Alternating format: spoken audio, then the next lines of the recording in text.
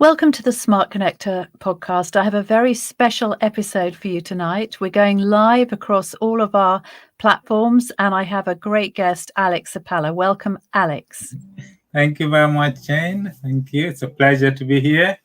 So great to have you here. So Alex is a multifaceted entrepreneur. He's an accountant, an investment expert, a property expert, and also he's the host of the Business Wealth and Mindset podcast. So mindset is something that you're really passionate about. Isn't that right, Alex? Absolutely. I think that's how everything starts, everything Exactly. Exactly. Yeah.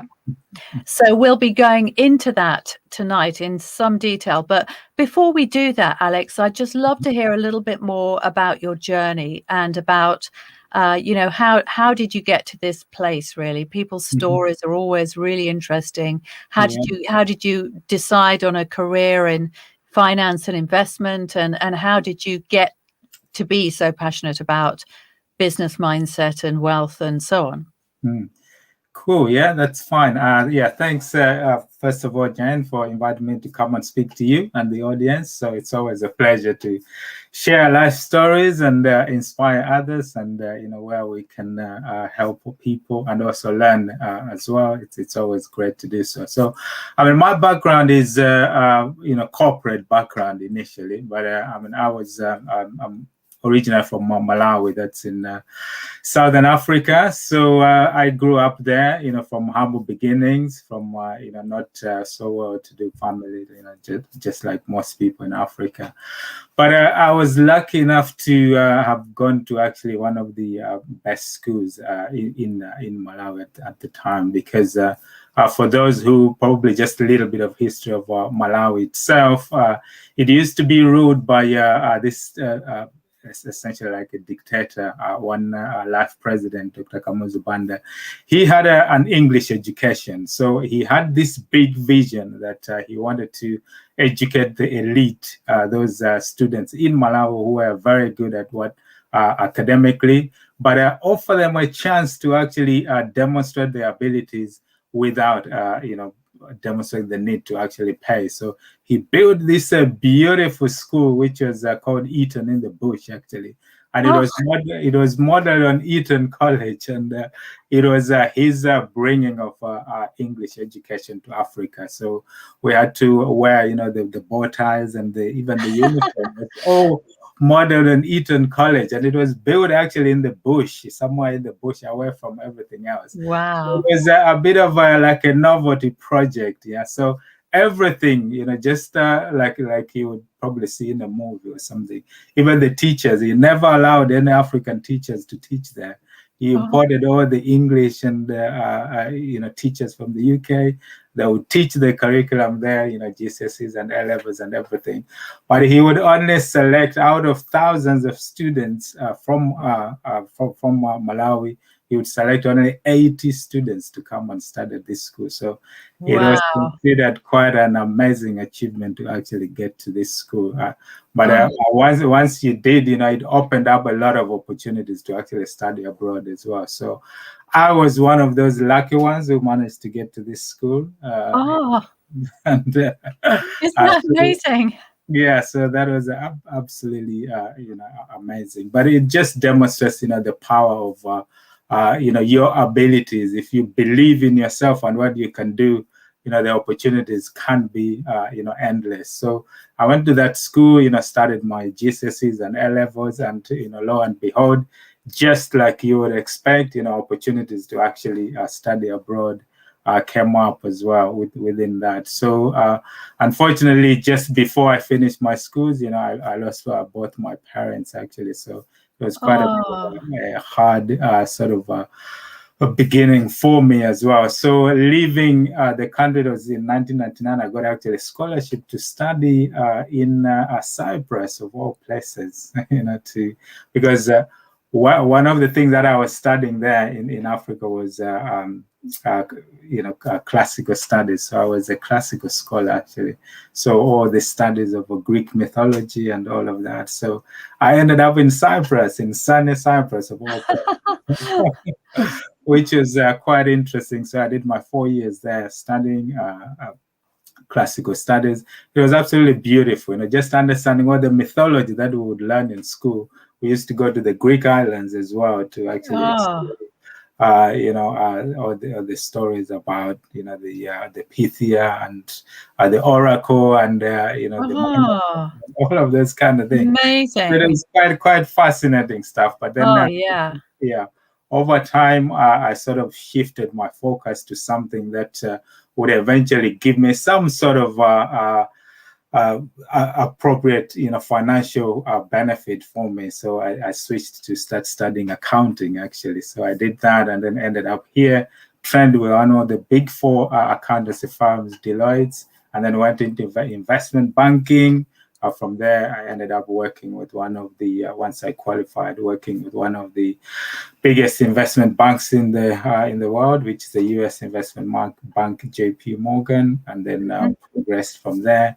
And that was sort of my corporate background. And then from then on, things moved on into what I then wanted to do as part of my global vision of what I wanted to achieve in terms of financial and time freedom for me and my family.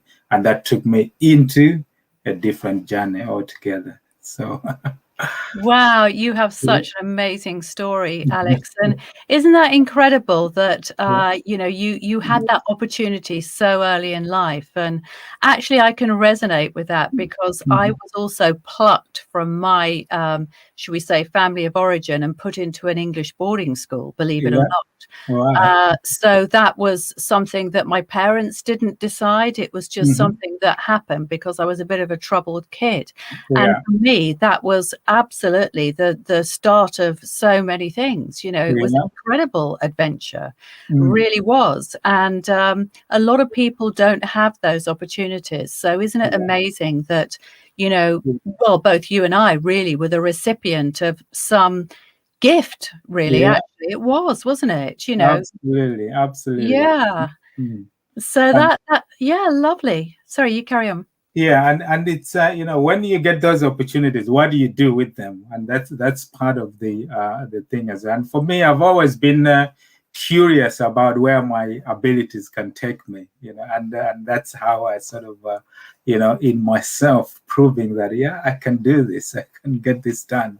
And achieving and being a high achiever is one of the qualities that is in every one of us. So it's just to the extent of how far you want to take it, and it can take you a lot. And that's how I get more into this mindset thing and the power of the mind, and just the possibilities that it can bring. Yes, and we are going to talk a lot about that, Alex. But before we do, I just wanted to continue your story because you're not working for an investment bank or one of the big accountancy companies now, are you? You're doing something different. So would you like to tell us what journey you're on now and what you're doing? Yes, yeah. So after whilst working for this investment bank, I've always been curious about I wanted to do something for myself, so to attain some sort of a financial and time freedom. The time was actually even more important than the financial itself, so that I can go out there and do the things that I want to do and live life on my terms. So I started exploring and looking into what are the different vehicles that can actually help me do that. So I looked into various things, including network marketing and a number of things. And then property was one that was a bit curious. But when people are looking to get into property, there's a lot of, when you look at pros and cons, one of the biggest cons that people get to face will be like, you need the money, and the money. So I stumbled upon one sort of a free course that was being done. It was like a 3-hour course when reading in one of the papers. So I was curious. I said I would go and have a listen. And lo and behold, there was interesting information there that I thought it would be good to actually invest in more knowledge to understand property and that particular avenue. So I started, investing, into the knowledge to understand property and where that can take me. And I ended up that, there's a lot there that you could do. So eventually, investing in that, I started packaging up stuff, working with joint ventures and people that could actually, we could build joint ventures, which are win-win scenarios, and ended up building a decent property portfolio. And that in itself enabled me to actually offer that package as well to people. So I built a sort of hands-free property investment machine for people who actually are, time poor, but maybe they have the money to actually invest.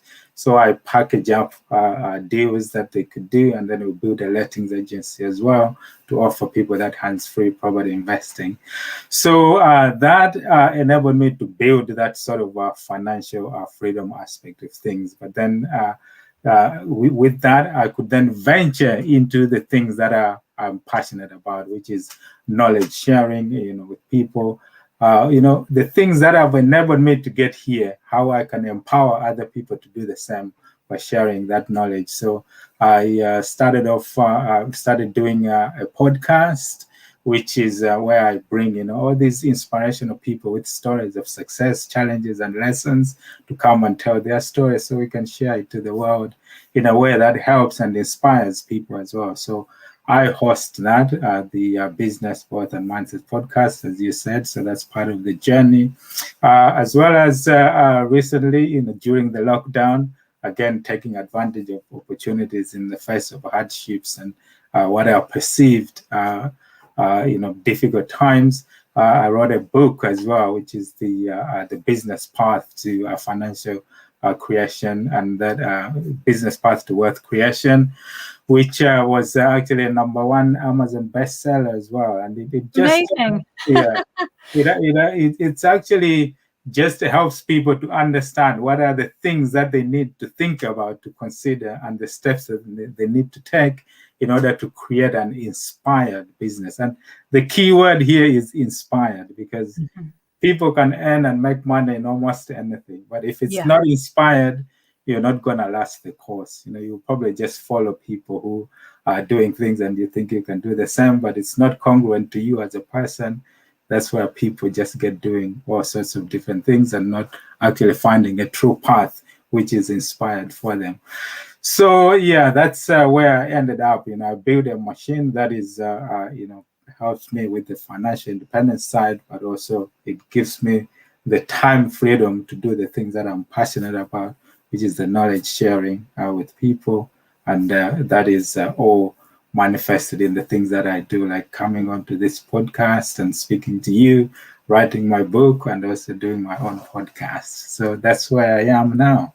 Yeah, amazing. Amazing. And, your story is just so inspiring, Alex. I mean, you've achieved a lot because, you're financially free, which is fantastic. And I'm sure that investors have a lot of trust and confidence in you because you do have a financial background and you do have an investment banking background. So they probably trust you with their money where they maybe wouldn't somebody who doesn't necessarily have such a kind of firm handle on all of that. So you've really made the most of your entire history and career and actually built something amazing for yourself. So first of all, and on behalf of anybody that's listening in, I just wanted to congratulate you for doing that. Thank you. And as somebody that didn't even grew up over here, you basically, you're an immigrant, aren't you? You came into the country.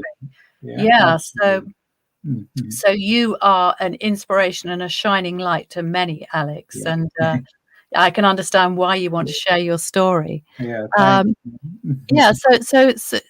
sometimes it just comes through as Facebook user, but anyway, I'm getting a lot of comments from Facebook users, and somebody has said Alex's magical manifesting machine. I like that one. Thank you. It's all in us. Everyone can be the same. Just how we bring our uniqueness to achieve what we would like to do. So let's actually go kind of deep dive on the mindset stuff, Alex, because I know that it's very, very precious to you. And hey, Ash. So Alex, what tips have you got for our viewers and our listeners about mindset? Why is it important? Let's just start there. Yes, so mindset is such a big thing, isn't it? And it can mean different things to different people, but essentially probably boils down to the same thing in a way. So it's there's a number of components within it. People talk about a growth mindset and a fixed mindset and all of that. But I think in the end, the first thing that I would say for people when you're looking at the concept of mindset, you sort of link it to your values and what is meaningful to you as a person. So because that's where the inspiration comes in, and that's where you can sort of start to build your mindset and the power of your thinking, which can manifest into, those thoughts and the things you're thinking about can manifest into the actions and the things that you get to do. So values is where I would start, when you're thinking about mindset, because values, if you, I'll give an example of, for those who have kids, if you have a kid who is passionate about video games, they can go to school. They'll probably not even eat breakfast, because you'll find it hard to actually take them off their video games, so they can't even get breakfast. As soon as they come out from school, they'll probably just throw the bag out and straight run into and do their, start playing on their video game. Why is that?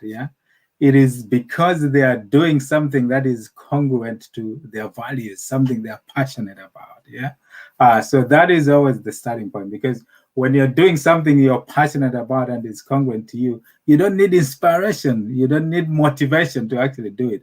You're just intrinsically inspired to do it. So when you think of mindset, some people start, wonder why they are not achieving or doing certain things, or they are procrastinating to actually do and achieve certain things. There's a simple reason for that, and it's because that particular thing is not highest on their values. Mm-hmm. It is not top on their values. And some people don't realize that. They just see that they are not getting the results. But that is essentially the reason, because we are built intrinsically to follow that and do intrinsically that thing which is, highest on our values. So, and sometimes we would look at other people and copy them. We see, oh, maybe Jen is doing, she's doing well in business, or even, let's say, if you're doing property or whatever, I should do the same. But because it's not in line with your values and that's congruent to you as a person, you're not going to achieve much in there. You'll find that when the going gets tough, you're just going to fall off. When the challenges come, you don't enjoy them. So within mindset, you have to look at the things that you're passionate about, that are congruent to you. And then that is, I would say, that is the beginning of trying to understand if you're not being inspired, and if you're not, doing the things that and achieving the results that you want to achieve, it's because you're not doing something that inspired to you. So your mindset is not in the right place. You have to look at what it is that is inspiring to you as a person. And there's different ways that you can actually look into that as well. But that would be what I would say is the first in understanding the whole concept of mindset. Yeah, that's so powerful, Alex. And I completely agree with you. But isn't it funny how some people, they just discover what fits them and what suits them early on in life, and they just do it. I mean, I used to run a design agency in London, and a lot of the designers they discovered very early on in life. Funnily enough, most of them were dyslexic, so they weren't very good verbal communicators, but they found their passion through art and music usually. So they were all into music, and they were all musicians as well. So the music and art went together. But they kind of found that really early in life. So they found their way. Whereas for a lot of people, they don't really find their way. And perhaps they don't feel as though they have a particular talent or interest. And then also there's, of course, societal pressure or parental pressure. And I know for me, for example, I'm a very creative person. So my parents didn't like that.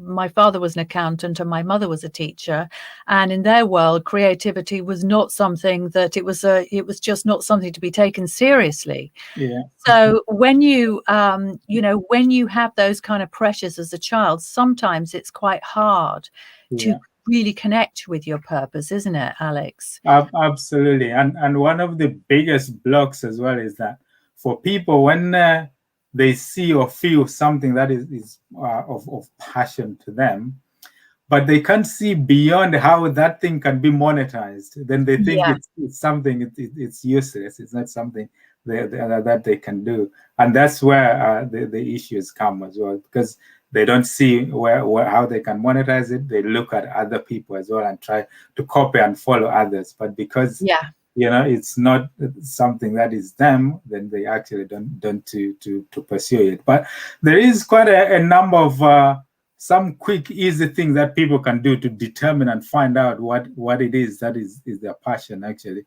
And one of the simplest ones is just to really find out where and how you're spending your time.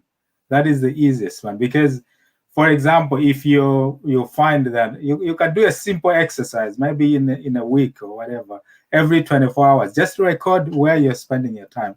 You'll find people, maybe most of the time they are running or doing something to do with exercise and all of those. Then it gives you an indication that your passion lies maybe in fitness and health and something like that, or look at where you're spending most of your money.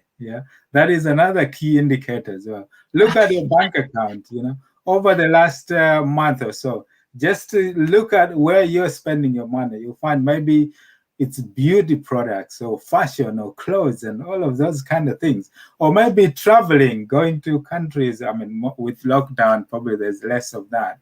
But there's clues in all of those kind of things. Where are you spending your energy? But once you pick those things, the actual science of trying to figure out how those can be monetized, that you can work out. But first is just to find out where your passion lies. Then you will find that the opportunities to actually monetize that. And sometimes you can be amazed on how certain things can be monetized. I know, when you study, I think I was reading some of Dr. John DeMartini's, he talks about a lady who loved dancing. She would, at any given opportunity, she's dancing and doing all sorts, but she had no clue how she can actually convert that into something that can make money until, speaking to a coach and mentor, she found out that actually, because she loved dancing and she loved traveling, and she could, in the end, package up the dancing and take people on tours to go to other countries like Spain or Mexico to actually do and see different dances. So she would organize that. So she's doing things that are passionate for her and travel across the world and making money through that, but doing something that she's actually passionate about. But if she didn't figure out and finding out that actually that is her passion and then work backwards to find out how she can monetize it, she would have missed that and sort of go and look at someone else maybe who is maybe selling things or whatever because it makes money. So it's just having that mindset of thinking, what is it that I'm passionate about? Because in the end, you have to follow a path that is inspired, and it begins with that. And a lot of this perception plays a big part of it. Yeah, and I think do you think, Alex, that a lot of people, they just don't give themselves permission to indulge themselves, and that something that is perhaps sort of endemic is that they don't really feel as though they deserve to be spending all their time or monetizing a career or a hobby? Because I think a lot of us have been brought up to think, wait a minute, the stuff that you like is the reward, if you like. It's like the ice cream after the main course, full of the plate full of vegetables or whatever it is, that you're encouraged to think that way as a child. No, you do your work and you do your homework. And I mean, perhaps the school system is also very much geared towards that. No, you have to, have your steady diet of chemistry and German or whatever it is that you don't like doing. You have to do it because at the end of the day, you'll be able to go and play basketball or go in the art room or kind of have fun with your friends or whatever. So we're not actually taught, are we, to follow our passions? And Yeah, is that a problem in society? absolutely. And that's how the system is built, isn't it? Because our environment plays a big role in how we grow up and the things that we actually end up doing. And that is a big part of that, because the system is designed to sort of go to school, get a good education, maybe follow the corporate ladder, and everyone around you is doing that. So why would you break the mold and go into something else? That's why you will find a lot of successful people who have broken through into success. It's come out of some sort of challenge that has happened in their life. It could be either they are made redundant or they lose their job, or maybe a loved one or someone dies or divorce or something like that is big, and it actually takes them into building this resistance around them and takes them into something, because some of the options or the cushions have been taken away, but at some point it's a shame. But when you are into that awareness, like you haven't had that you find it difficult to actually break through that cycle of the environment that you're in, because you're programmed that way from an earlier age, and your environment is doing that, and it's difficult to break through. So you're absolutely right. The environment plays a big role, and which is why, once you start studying and understanding, the mindset thing, and how, if you want to achieve, it only takes studying the people who are successful in business. If you look at the traits of them and the things that are that they've achieved, from the definiteness of purpose, the vision that they have in order to achieve something, they going the extra mile, the things that they do, and you don't find it in in other people. The accurate thinking, their personality, the initiatives that they take, their controlled attention, the teamwork and the networking that they do, and also, even more important, how they learn from the mistakes. They're not afraid to go and fail. There is a saying that the difference between someone who is achieved or expert and the beginner is that the expert has tried and failed more times than the beginner has even attempted something. So it's all in there. If your mindset is, I can achieve this, no matter how many times you fall down, you take those as lessons and you move on, because it's all in the perception, isn't it? If you perceive that you can achieve something, whether it's right or wrongly, but you're going to drive yourself in that particular direction. Definitely. Now we've got an interesting comment here, Alex. So it's about having commitments and debt. So I'm not quite sure who this is, because they haven't registered for the live stream, but whoever it is, they've said it's hard to follow your passion if you're in survival mode. And the school system is designed to put people into that situation with student debt, mortgage, credit cards, and so on. So what would you say, because we have an audience of small business owners, startups, solopreneurs, early stage entrepreneurs. We all know that is not an easy journey at times. And so if you are somebody who is perhaps struggling with some debt, with financial pressure, and commitments, perhaps a family to support, I think what they're saying is look, maybe it's a luxury, thinking about your purpose and your passion and following all of that is it's not something for me. So what would you say, Alex, for for that person? Yeah, I think when you study sort of human behavior and understand us as humans, how we work, you will some of this is probably like sort of advanced understandings of the subconscious and the conscious. But there is an underlying element here that if you think and believe and have a vision of where you want to be, somehow through the laws of the universe, the subconscious and the universe finds a way to actually deliver that to you. So if you're always sticking in the mindset and the zone that I have to know the destination and the steps to get there first, if you reverse re-engineer that, you'll find that is the best way. So if I want, let's say, I want to be, I don't know, let's say a millionaire, or I want to achieve some sort of financial figure in 5 years' time, or let's say a year's time, I want to get 100,000. I need to start thinking about that first, not how am I going to get that? Yeah. You need to start thinking about that, because once you program yourself to think that, what the subconscious does and what happens in your mind is that it reignites this activation system for you to start observing opportunities which will help you to get that particular thing that you have set your mind to achieve. So now, if you meet someone who maybe talks about something that is business related, your mind intuitively picks that up, and that's an opportunity that you pick up.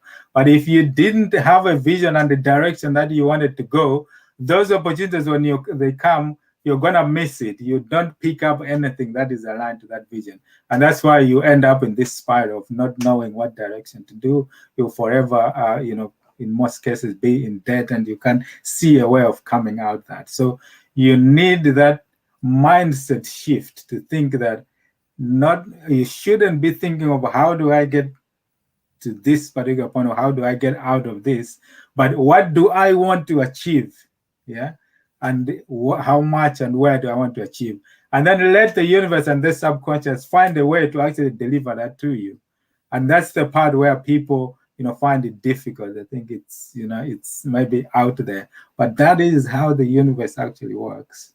Yeah, and there are some amazing examples of that, aren't there, Alex? Because I know that it was Jim Carrey, I think, the famous actor. Yeah. He wrote himself a check for $10 million, and this was when he was absolutely broke and unknown. And then something like 5 years later, he got this role in Dumb and Dumber, or the film that made him, or something. And his fee for that was exactly the amount of the check that he'd envisaged when he wrote that check to himself 5 years earlier. So it's sometimes when we're in that really, really tough place, I think the point that you're making is really amazing, that we just have to recognize that it's one of the lows that comes before the high. And as long as we keep going and we maintain that vision and that self-belief, that inevitably, we have to go through those lows. It's like, well, you have to climb over the rocky stream. You have to wade through it, with all the alligators or whatever is in there before you can get to the other side. It's not going to be a smooth path all the way, is it? No, not at all. And I'll give you another example. I think back about 5 years ago, I was just in the zone thinking, I would love to travel, go somewhere exotic, maybe in Asia, or do something that, would be good to see and learn what other communities are doing out there. So I had this in mind, and, all the time, it was just, not so much bogged down as how I would do it, but in the future, once I become financially free or whatever, I would love to travel and explore other things that are happening out there. And one day I was going on a commute to go into London to work, and I saw at the train station there was a poster about doing a fundraising event in Cambodia, raising money for Essex Air Ambulance. And because I was in the zone of wanting to do something, I noticed that particular poster because it was linked to what I had in mind already. And then I looked at that, and eventually when I looked at the detail of it and linked it to how it would actually enable me to do what I had in mind to do, I found actually that, I could go with this charity, to go on a charity tour to walk just by raising funds. So I signed up to that. We did some raising funds. We would sit in stores with the buckets and raise a lot of money for the charity. And then it took us on a 10-day tour of Cambodia to do a walk there, 100-kilometer walk. We raised good money for a good cause. But it had enabled me to achieve exactly the same thing I had in mind. And that was because it was in my mind. When the opportunities come, I notice them because it is in my mind. So it's exactly that concept that, just have the vision and the place that you want to be, and let the subconscious give you those pointers to pick up the opportunities when they come, because that is exactly what happens in the subconscious. Amazing. So Alex, what also comes to mind is this issue of having a mentor, because all the time you've been talking, I know that you've got kids, haven't you? Yes. And how old are your children? So I've got a 13, 10, and 9. So yes, young kids. Yeah. So how amazing that they have a dad like you who's able to inspire them and give them that perspective and that support. So you are a mentor to your kids, but a lot of people, they're not fortunate enough in life to have somebody who is as inspiring and who encourages them to go for their goals. In fact, many of us are surrounded by people, particularly entrepreneurs. This is very, very common. People within our families who doubt our ability and who are actually critics of our journey rather than supporters. And I think the reason why this is so common is often because they feel powerless. We know that we're taking a risk, or we're taking calculated risk, shall we say, because you have to take some risk to be an entrepreneur. It's not a path for people who like to play safe and certain. They would probably be better off in a job. But that can sometimes be very uncomfortable for other people. And I often, I see comments, and I also speak to people who say, everybody, my entrepreneurial circles, they're so encouraging and inspiring and supportive, but at home, that's where I have the trouble. So where do you get, if things are not going well for you, Alex, let's say you are facing debt, maybe you got into some debt because maybe you've been pursuing your dream and maybe your business hasn't gone as well as it should have done. There's obviously been complicating factors with COVID over the last year and so on. If you're in a place where your family or your loved ones are not supporting you, what advice would you give to somebody in that situation? So first, that's a great point, actually, a great question, Jen. First of all, the time we live in now, there's a lot of information that is actually available out there. Most of it people can actually get for free. I mean, you can, if you type in a specific topic, there's a lot of material you can read. There's Audible, there's YouTube videos you can read and follow people, some inspirational material that's out there. There's books that you can read as well. So all of those materials, all those resources, they actually help you in the first instance to bring you and reshape your thinking. And within that, you can actually start to understand that sometimes the community and your environment that you're in, it's not supportive to that. But in order for you to actually break through into that success, you don't necessarily have to listen to that. There's other things and other people and other examples who have actually broken through into success. So you can start following and doing those kind of things from those resources. And most of those resources, like I said, these days are actually free. You don't have to pay for them. It is at the point maybe when you want to break through into something of specific area of value that you can get, you can maybe pay for either mentors or people who can actually give you some sort of accountability, help you with clarity of the vision in terms of where you want to be, and then they can guide you and help you with that. And those are some of the services that you can pay for. But before that, there's a lot of material and a lot of free resources that you can do. And a lot of those people out there, you can actually, as part of their values, is actually sharing that information. And you can reach out to people to actually get to speak to you. Like you say, even now on Clubhouse, you can speak to people, and there's a lot of mentors and people there who share their information, share their journeys, and you can be inspired with that and get to speak to some of them for free as well. And then you can start building your journey and your vision through that as well. So that's what I would say for people who are feeling that they are not in the right zone or in the right space, or maybe just feeling overwhelmed, just bolt yourself to some of these resources, some of these people, and even reaching out on this listening to podcasts and people who are sharing some sort of financial information or business information or mindset information. And you'll find that there's great resources in that can help people to start building themselves up as well. Because the other bit to add here, that perception is key as well. Because perception, the way we perceive things, if we perceive that we can achieve something, that drives our actions, and essentially, and even more importantly as well, our perception actually drives the chemical balances in our bodies as well, when you actually start the physiological makeup of the system. So I'll give you as an example, when you see, like, you're walking around and all of a sudden you get faced with like a big lion or a tiger runs in front of you, what happens?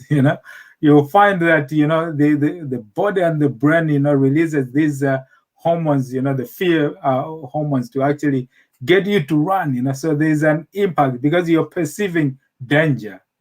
So that will alter your chemical makeup, that adrenaline levels, so that you can run, to actually run. So in the same way, if it turns out that that particular thing that you perceived as danger is someone, maybe Tony Tiger, or someone who actually just comes and gives you a hug, or they're just prank on you, your chemical balance actually changes as well. Now you're in a happy zone because that danger is not there as well. So perception is also key to actually help us, when we are in these difficulties or things of challenge of something. If we perceive that we can't get out of it, it gets to manifest in our chemical makeup, and that's why you actually get people, they'll feel ill, or maybe can even develop mental illness because of that, because it's impacting you negatively that way. But you can switch that by changing your perception of the factor, because that will also change your physical and the chemical makeup in your body to actually go the other way. The brain just follows what you are thinking. It doesn't see that you are actually being tricked or treated in any particular way. And I've tried this many times, even just thinking a different thing. You find a challenge and a difficulty, just think that it's gonna be okay. You will find that you feel better. Some of these things are, maybe people will say, easier said than done. Maybe they come over time with experience. But if you start practicing, like everything, you get better with practice and repetitive action and doing it again and again. But if you surround yourself with the right people, listening to the right podcasts, following the right people and the right track, like they say, your network is your net worth, you'll find that eventually you're getting into the zone, and that can help you actually to take you out of the dire situation that you may be in.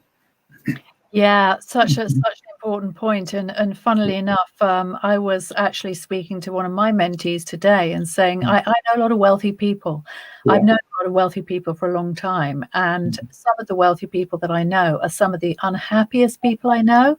And you think, well, how can that be, when they have everything in the world? And it's not that they've got everything in the world. It's just they've forgotten perhaps how privileged their life is. And I remember I was very, very moved a few years ago when I saw a documentary on TV about these people that were scavenging on rubbish dumps, and that's all they had. They had no food unless they found them on rubbish dumps. So they're in these really dangerous places. I think it might have been in South America. And they interviewed this little boy, and his face he was the smiliest boy imaginable. And he said, I like football, and football's my thing, and football makes me happy. And it's like, you're living in this place that most people would think is absolute hell. And yet look at you, you're happy, you're laughing, you're smiling.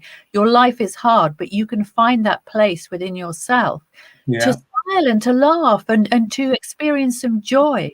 And yet I have, as I said, I've seen people who live in their lap of luxury, and all they're looking for is, what's wrong with my life? What problem have I got today?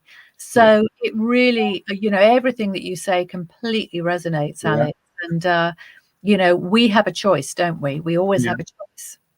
Absolutely. I mean, if you study the works of some of the great minds like, Dr. John DeMartini, they talk about how everything is neutral. Whatever situation that you can see and perceive, it's the same. Even, people get infatuated about people. Whenever you're infatuated about any particular situation or any particular person, is because you're exaggerating the upsides of what you see in that situation or in that person and ignoring the downsides of the situation. And in the same way, when you're seeing and perceiving your particular situation, you're actually overestimating overestimating the downsides of it and overlooking the upsides of it. I mean, even if you look at any situation like being in debt, for example, you just see it as quite a negative situation. But if you spend time actually to look at what are the upsides of being in debt, because it is actually maybe helping you leverage something. It is something, maybe it's teaching you money, how to manage money. It can teach you the discipline of, okay, maybe I pay back a little bit of it over time to have a vision and a plan. So it's got upsides that it can teach you. By the time you look at what are the upsides of this particular situation, compare them with the downsides, you find balance. And you find that there's actually, there's upsides and downsides and everything is just balanced. And then you're just authentic. Your time and space horizon is just being, And it happens in every business situation. I remember in one of the property sites that I had applied for planning permission, and the planning was refused. I wanted to do like 4 flats and thing, the awareness and knowing what I know, I didn't know what upsides, that could be in that particular moment. Normal people or people would normally just panic and say, oh, this is now, it's going to be lost money. It's going to be another month before I do anything else. In the meantime, you're paying mortgage, council tax. But if you actually stop to think, you might find that there is advantages in that, even in that particular situation. It could be now, maybe, by the time you get new planning or whatever, property prices will have moved up. You'll be able to remortgage more and get more money because things have happened. By the time you start thinking and seeing things as, not just the upsides or the downsides, but balance, you start to actually realize that you can manage more your chemical makeup and how you turn up in business and in the world and what people see in you as well. And that can be reflected in your health and in your wealth and everything around you as well. But like most things, it's something that probably takes time, but it's good to have that awareness and at least start yourself onto the journey of seeing things that way. Oh, that's so powerful, Alex. Thank you so much for that. And one of our comments is The City of Joy is a great book. Now, City of Joy, I don't know that book, but I have a feeling that it might be about the favelas in South America, because I think I might have seen the movie. Yeah. So, I mean, of course, a lot of people in the world, they do live in great hardship, don't they? And we are incredibly privileged to be able to, to live in a Western society, to be able to do things like this and actually bring our wisdom and our perspective to others in this way. So, it's a great gift, isn't it? Really, because it is. People. Yeah, and like I say, everything is in perception, but unfortunately, the people who have the most power in the world are the ones who actually set the rules, and everyone else just gets to follow.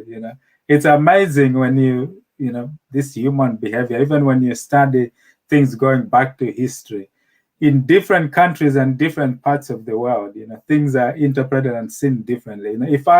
If I grew up in China, for example, I would be speaking Chinese and I would probably be a different person to what I was. But, growing up in Africa and growing up here, you get different things. I mean, if you look in Africa, in some countries like, Swaziland and some kingdoms, polygamy or marrying so many wives is seen as, something that is a contribution and a good thing to society. You know, move yourself thousands of miles to here or America, you know, you'll be put in prison for doing something like that. You know, so who knows what is right and what is wrong, and all those kind of things. So in the end, you just have to look at everything as being, you know, not on the way or in the way, but just be authentic and look at everything as part of just be yourself. That's right. Well, Alex, it's been such a pleasure to have this conversation with you tonight. Oh, it's amazing. You know, I feel really refreshed and inspired myself, actually. I'm raring to go, even though it's nearly 9 o'clock at night. So, absolutely. No, it's been an absolute pleasure. You know, I've been here discussing, you know, human behavior is such a fascinating topic, and there's just lots of things when you look at, you know, history and being where we are. But the power of the mind and the things that we achieve is just awesome. You know, there's no knowing the limit of our powers. I think, you know, the key message I would say to people, and which I think I was speaking to someone earlier about as well, is if you can try to make yourself today better than you were yesterday, but also believing that tomorrow you will be even better, or you're not as good as what you will be tomorrow. That way you're continuously looking at ways that you can improve yourself, because we don't know everything. And there's just so much that is out there that we can actually learn and understand as well, which can help us in business and in our personal lives as well. Yeah, and I've got something as well to add to that, is that if you can see it in your mind, you can hold it in your hand. So, you know, always remember to dream and cherish your dreams, for they are the blueprints of your ultimate achievements. Absolutely. As Napoleon Hill said. So, all right. So, Alex, how can people get in touch with you, or how can they find out more about you? So they can find me on Facebook and across most of the social media. Anyway, on Facebook, just Alex Sapala. I've got a website as well, alexsapala.com. People can find me there. And also just look out for the Business, Wealth and Mindset podcast on iTunes or Stitcher or Spotify or wherever people find their podcasts. And just happy to connect with people and learn and continue sharing information. And that's how people can find me as well. And they can find me in the Smart Connector group as well. Yeah. Amazing community. Thank you. Yeah. It really is. It really is. And Justice just said, I've enjoyed listening as well. So thank you for all your contributions. If you were listening in live as well tonight, it really does make a difference to have a live audience and to see all your comments. So really, really enjoyed speaking to you, and see you again soon, Alex. Perfect. Thanks for that, Jane. And it's been a pleasure speaking to you, and we'll catch up soon. Yeah. Bye. Bye. Thanks.